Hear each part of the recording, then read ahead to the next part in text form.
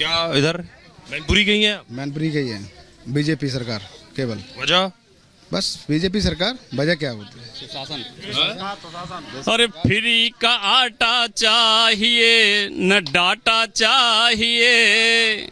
अरे मोदी जी योगी जी पाकिस्तान में सन्नाटा चाहिए। योगी जी पाकिस्तान में सन्नाटा चाहिए। भारत माता की वंदे वंदे जय श्री राम। इस बार ये बसपा ने भी यादव कैंडिडेट उतार दिया। वो यादव जो आप 4.5 लाख बता रहे हैं उनमें से आधे आधे बट गए हैं सपा और बसपा में और आधे भाजपा की तरफ आ गए हैं। तो इसलिए कोई फाइट ही नहीं है यहाँ, बहुत इजी हो गई फाइट। आइए जरा बसपा का इधर है, इनसे लोगों से बात करते हैं। इधर कुछ बसपा का माहौल है? हाँ? बिल्कुल माहौल है सर, बसपा का यहाँ पे पूरी तरह से माहौल है। बसपा का माहौल है जी, बहुत अच्छा। आदमी यहाँ 4 ही दिख रहे हैं। जी, आदमी 4 नहीं है, देखिए आप जैसे कैमरा घुमाइए 4 की 40 भी दिख रहे हैं आपको। और बड़ी बात मैं दर्शकों को बताऊं, ये मैनपुरी में मायावती भी आकर रैली कर चुकी हैं। यहाँ कैंडिडेट नहीं उतारती थी, कैंडिडेट उतारा गया। योगी जी 2 बार रोड शो कर गए।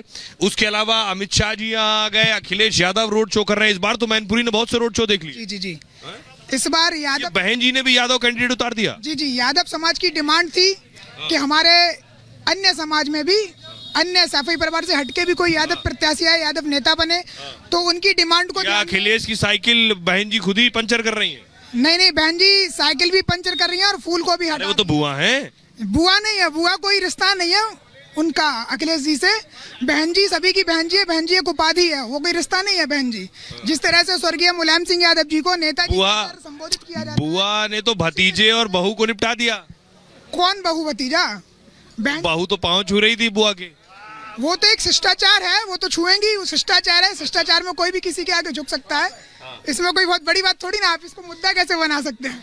चलते हैं, आपको गांधीनगर लिए चलते हैं। अनामिका हमारी सहयोगी वहां मौजूद है। अनामिका,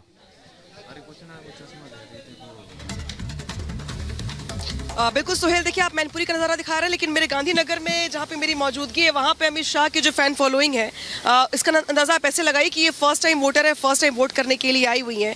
और आज ये भाग्यशाली भी रही, क्योंकि जैसे अमित शाह यहाँ पे वोट कास्ट करने के लिए आए, ये पेंटिंग आप बना करके लेके आए? हाँ। आपने अमित शाह जी को दिखाया ये पेंटिंग? हाँ। ये सिग्नेचर आपने करवाया? हाँ, उन्होंने खुद से ही पेन मंगवाई और उन्होंने खुद से ही कर दिया। एक बार मैं जूम करके दिखा दीजिए कि अमित शाह की पेंटिंग है। फर्स्ट टाइम वोटर है गांधीनगर से, ये फर्स्ट टाइम जब वोट करने के लिए आई तो अमित शाह की पेंटिंग बना करके लेके आई। और जब अमित शाह यहाँ पर वोट कास्ट करने के लिए आए तो उन्होंने इस पर सिग्नेचर भी किए। कितनी खुशी हुई फर्स्ट टाइम वोट करना और अमित शाह का ऑटोग्राफ ले लेना? बहुत ही ज़्यादा खुशी हुई, वो मेरे चेहरे पे दिखाई दे रही होगी। और बहुत ही प्राउड मोमेंट था कि फर्स्ट टाइम वोट था, वो ड्रीम था अमित शाह को मिलना, और उन्होंने सामने से ऑटोग्राफ भी दे दिया। अच्छा, किस मुद्दे पर वोट किया आपने यहाँ पे आकर? इंडिया के डेवलपमेंट के बारे में, ताकि हम सबको जो चाहिए वो फुलफिलमेंट हो। और लाइक वो क्या, सब लोग हैं ना अब्रॉड जाते हैं पढ़ने के लिए, और वो अच्छी बात नहीं है। तो देखिए यहाँ पे उत्साह देख पा रहे हो। सीधे रुक करते हैं वैभव का, वो बता रहे हैं वहाँ से क्या है तस्वीर वोटिंग को लेकर। आप बिल्कुल बहुत खूबसूरत तस्वीर आप अनामिका दिखा रही हैं। हम इस वक्त ग्वालियर में मौजूद हैं और ग्वालियर के लोग आखिर इस बार किस मुद्दों को लेकर यहां पर वोट करने पहुंच रहे हैं, तमाम लोग हमारे साथ हैं। दादा एक बार अपनी कुर्सी पर खड़े होइएगा, क्या मुद्दे ग्वालियर के हैं, थोड़ा हिंट दीजिएगा।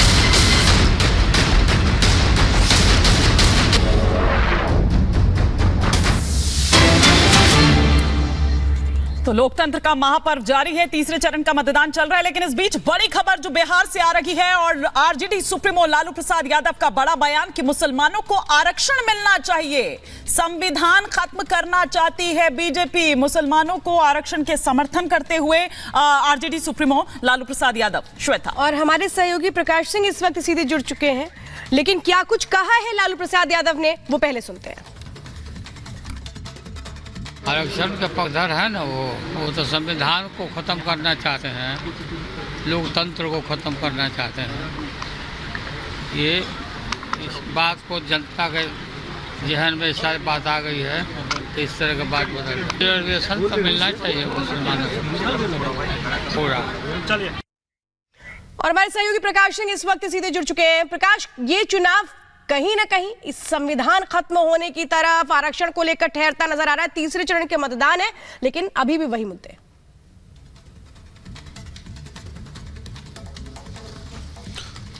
देखिए, लालू यादव हमेशा से उठाते रहे ये मुद्दा कि संविधान खतरे में है, और संविधान खतरे में है से आज उन्होंने एक तरीके से कह भी दिया, उनकी बात जुबान से निकल गई कि मुसलमानों को आरक्षण देना चाहिए। सबसे बड़ी बात कि वैसे मुसलमान और मुस्लिम समुदाय से जो आते हैं लोग, उनको पिछड़ी जाति में आरक्षण का लाभ बिहार क्या अन्य राज्यों में भी मिलता रहा है, क्योंकि मुस्लिम में भी कई ऐसे कैटेगरी हैं जो दलित समुदाय में भी आते हैं और अति पिछड़ी जाति में भी आते हैं, तो उनको आरक्षण मिलता रहा है। लेकिन लालू यादव का कहने का मतलब मुसलमानों को आरक्षण पूरा मिलना चाहिए, इसका मतलब लालू यादव ही समझा सकते हैं। लेकिन हमें जो समझ में आ रहा है कि चुनाव का मौसम है, तो मुसलमानों को रिझाने के लिए ऐसी बातें करें ताकि मुस्लिम और यादव गोलबंद हो। लेकिन लालू यादव को ये समझ नहीं आ रहा होगा कि जिस तरीके से इस तरीके का बयान देंगे, उनको चुनावी नुकसान ही होता जाएगा, और जो जमीन पर हम लोग देखते हैं उसका खामियाजा भी भुगतना पड़ता है। और दूसरा खेमा जो है खासकर गोलबंद होता है, और उससे विपक्ष को खासा नुकसान होता है। इस तरीके का बयान हैरत अंगेज बयान है, क्योंकि संविधान में पहले से ही प्रावधान है कि पिछड़ी जाति चाहे कोई भी समुदाय के हो, चाहे शेड्यूल कास्ट में हो, किसी भी समुदाय के हो, उनको आरक्षण मिलना चाहिए। जैसे सिख समुदाय के लोग जो होते हैं वो दलित समुदाय में पंजाब में अरसे से है, आज़ादी के बाद से है। तो लालू यादव की ये मांग समझ से परे है कि वो कहना क्या चाहते हैं। शुक्रिया प्रकाश सिंह। हमारे वरिष्ठ सहयोगी इस वक्त हमारे साथ जुड़े हुए थे, इस पर और विस्तार से जानकारी दे रहे थे। लेकिन जैसे दूसरी तरफ तस्वीरें हम आपको दिखा रहे हैं, लोकतंत्र का महापर्व जारी है। श्वेता, तीसरे चरण का मतदान इस वक्त चल रहा है और मैनपुरी भी अहम हो जाती है, जहां से डिंपल यादव चुनावी मैदान में है, चुनावी ताल ठोक रहे हैं। और सुहेल हमारे सहयोगी हमारे साथ जुड़ चुके हैं। सुहेल, बड़ा उत्साह भी यहां पर दिखाई दे रहा है, मतदाताओं में बड़ा बढ़ चढ़कर हिस्सा ले रहे हैं। सुबह से ही देख रहे हैं मैनपुरी से जिस तरह की तस्वीरें सामने आ रही हैं। बेशक हिमानी, यहां जो माहौल दिख रहा है, जैसे पहले हुआ करता था हमेशा कि मैनपुरी हो गया, जो सपा का ऐसा गढ़ था जहां एक तरफा होता था। ये पता है कि यहां से मुलायम सिंह यादव के परिवार का जो शख्स भी खड़ा है वो जीतेगा, समाजवादी पार्टी की साइकिल चलेगी। इस बार साइकिल की स्पीड रफ्तार कुछ कम है, क्या है साइकिल का? अरे है ही नहीं भैया, बिल्कुल पंचर हो चुकी है साइकिल। चलेगी या पंचर हो? बिल्कुल पंचर, अस्त व्यस्त, बिल्कुल, यानी सारे उर्जे पुर्जे इधर उधर बिखर चुके हैं। क्यों? अरे गढ़ में गड्ढा हो चुका है भैया, एक ही नारा, एक ही नाम, जय श्री राम जय श्री राम। गढ़ में गड्ढा कैसा हो गया? अरे भैया अभी हो चुका है, पहले हो चुका है। जिला पंचायत भाजपा के पास है, नगर पालिका भाजपा के पास है, सब हो चुका है। ये तो आखिरी कील बची है, आखिरी कील ठोक रहे हम लोग, सब हो चुका है भैया, पहली गड्ढा है। विधानसभा चुनाव में ही गड्ढा हो चुका है, सपा का गढ़ विधानसभा चुनाव में भी तो था। क्या नाम है आपका? राम प्रकाश पांडे। पांडे जी, क्या लग रहा है इधर? इस बार तो एक तरफा हो रहा है, भाजपा का ही है, मतलब कमल के फूल को जो है। यादव लोग किधर जा रहे हैं? यादव लोग दोनों तरफ जा रहे हैं। इधर भी आ रहे हैं? हाँ, बट गया है। क्या बात कर रहे हैं? हमारी भाजपा में भी आ रहे हैं। मैं दर्शकों को बताऊं कि मैनपुरी में 3.5-4 लाख यादव वोटर। जी 4 लाख। हाँ, 4 लाख वोटर है। तो किधर जा रहा है ये? हमारे भाजपा को भी मिल रहा है, मतलब कमल के फूल में भी जा रहा है। ज्यादा वोटर भाजपा को वोट कर रहे हैं? जी हाँ, आधे के आसपास वोट जो है वो सैफई परिवार को छोड़ के, क्योंकि वो नाराज हो चुके हैं उनसे। तो यादव क्यों नाराज है? सैफई परिवार ने यादव लोगों को सिर्फ ठगने का काम किया है और कुछ नहीं किया अभी तक। अगर सैफई परिवार के अलावा किसी भी यादव परिवार में यहाँ किसी को टिकट मिली हो तो बता दे कोई। और अगर है तो ऐसे यहाँ दे के दिखा दें भाई, आगे लोकसभा में दे के देखें या इसी में दे के दिखाते हैं। परिवारवाद की बात यहाँ कोई करता है क्या कि यहाँ आदित्य भी लड़ रहा है, अक्षय भी लड़ रहा है, धर्मेंद्र भी लड़ रहा है, डिम्पल भी लड़ रही है, अखिलेश भी लड़ रहा है? यहाँ पे सपा परिवार के अलावा और क्या यादव है नहीं क्या? आप 4.5 लाख यादव बता रहे हैं, 4.5 लाख में एक यादव नहीं एमपी से लड़ सके? नहीं, उन्होंने कभी भी उन्होंने दूसरे यादव को कभी लड़ाया ही नहीं है। यह केवल परिवारवाद ही है। सभी परिवार को ये लगता है कि हमारे परिवार से बाहर राजनीति नहीं जानी चाहिए, हमारे इर्द गिर्द ही पूरा जो यादव बाहुल क्षेत्र है वो पूरा घूमता रहे। प्रधानमंत्री मोदी को अभी मैंने सुना, वो कह रहे थे ये जो लड़ाई है इस फेज की, ये दरअसल विरासत बचाने की लड़ाई हो रही है। बिल्कुल सही बात कह रहे हैं मोदी, बिल्कुल सही कह रहे हैं। लोग सिर्फ विरासत बचाने के लिए लड़ रहे हैं, जैसे सोनिया जी लड़ रही हैं अपनी विरासत बचाने के लिए, सभी परिवार अपनी विरासत। लेकिन मेरा एक और सवाल है, और ये यूपी का, एमपी का और देश के अलग अलग शहरों के लोग भी पूछते हैं सवाल कि भाई मैनपुरी में ऐसा क्या है, आप ही लोग तो जिताकर भेजते रहे, आप ही लोग तो जिता के भेजते थे। भैया समय समय की बात है, पहले जनता ने आंख बंद करके बहुत समय तक भरोसा किया, लेकिन वो भरोसा दिखता ही नहीं था। यानी शुरुआत में वोट के टाइम पे दिखाई देते थे, बाद में 5 साल अदृश्य हो गए।